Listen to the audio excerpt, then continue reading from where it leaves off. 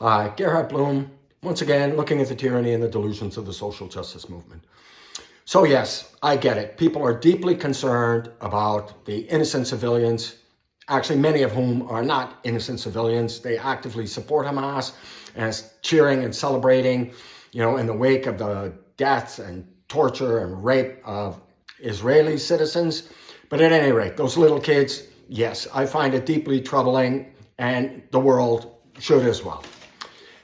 And if you believe the Gaza Health Ministry, which I don't for a minute because obviously they're inflating statistics, but they argue more than 17,000 civilians have been killed, over 7,000 children.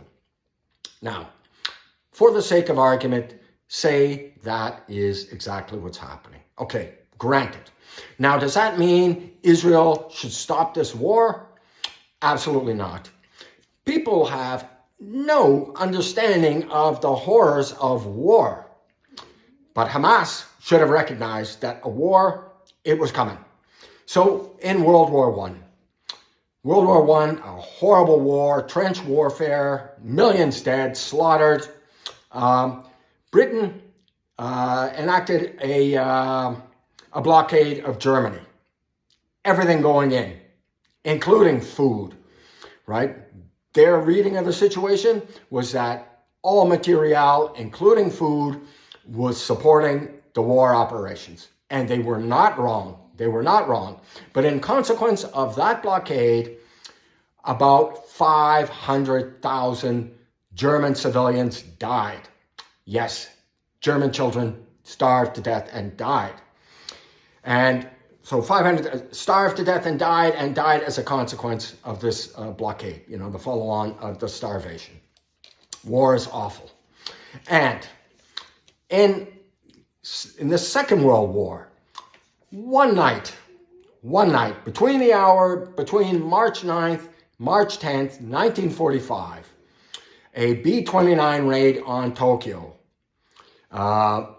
In Tokyo, about 100,000 lives lost, about 100,000. And the overwhelming majority of those people, civilians. Now, is it not a war crime? No.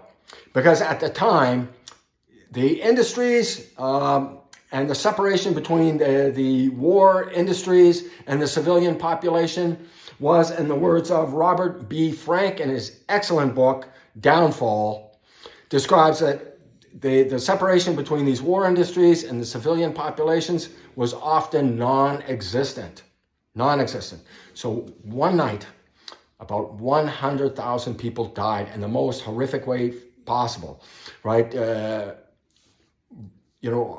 Virtually all of the civilian homes made of wood and paper went up in flames. They dropped incendiary bombs. There was a huge windstorm and destroyed buildings, and it was awful, but it was necessary, right? They needed to stop the Japanese war industry. So war is horrific. And guess what? And there are definite parallels between Hamas and the Second World War allies fighting, right? Hamas embeds itself in civilian areas, uses hospitals, mosques, schools, that's right, and deeply embedded within the civilian populations, just like in Tokyo, where the war industries in the midst of civilian areas, they become de facto war targets.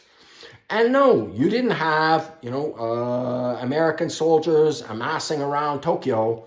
No, they just bombed the damn place. They also bombed Hiroshima, Nagasaki, famously the atomic bombs, and of course, Berlin, Hamburg, Germany, Dresden. Hundreds and hundreds of thousands of innocent civilians died. That's right. And here's the other parallel. Given particularly Germany's war machine and Hitler's absolute conquer of Western Europe and his global ambitions, the Allies decided they will accept nothing less than the complete and total surrender of all of the Axis powers, Italy, Japan, and Germany. Nothing less than the absolute surrender. And why? Because they wanted to destroy the militarism in Germany and Italy and Japan. They wanted to utterly destroy it, and towards that end, occupation, right? Germany occupied, placed under military occupation, and Japan, and famously, Germany rewrote its constitution, Japan as well, and now liberal democracies. And same with Italy, right? Although corrupt and inept, but yes, liberal democracies, right? You don't have the boot of fascism in any of these countries, or Japanese imperial militarism. So this is what Israel has to do. No, it's not going to turn the citizens of Gaza into liberal democracies, because they've been steeped in this poisonous, genocidal death cult that is Islam. But they need to occupy that place, and nothing less than the complete overthrow of Hamas, root out the nest of terrorist snakes that is there, and govern that place. And maybe, in a generation or two, the citizens of Gaza will realize, you know what? The Israelis are running Gaza with much more efficiency and fairness. The economy is booming. Maybe we don't need this poisonous ideology anymore. Maybe not. But a two-state solution? Absolutely not. It is not on the cards. The proof of that was the attacks on October 7th. And, sidebar.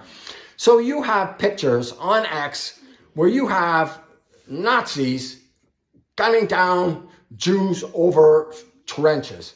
And then you have a split screen where you picture these guys in little teeny underwear, stripped down to their underwear, kneel down, and there's Israeli soldiers behind them. As though Israeli soldiers are about to gun them down.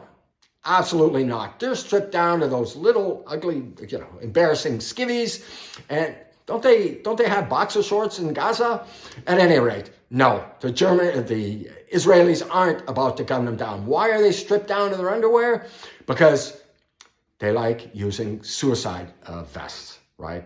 Suicide vests. So yes, Israeli soldiers need to strip these guys down, make sure they're not armed and not wearing suicide vests.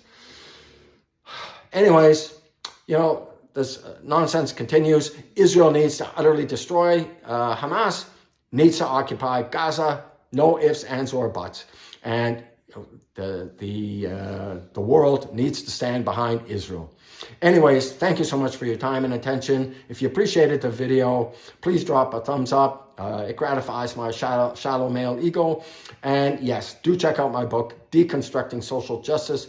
It's available on Amazon. Yes, it's important. Not because I wrote it. I wrote it because the issues could not be more important. Thank you so much for your time and attention. Bye-bye now.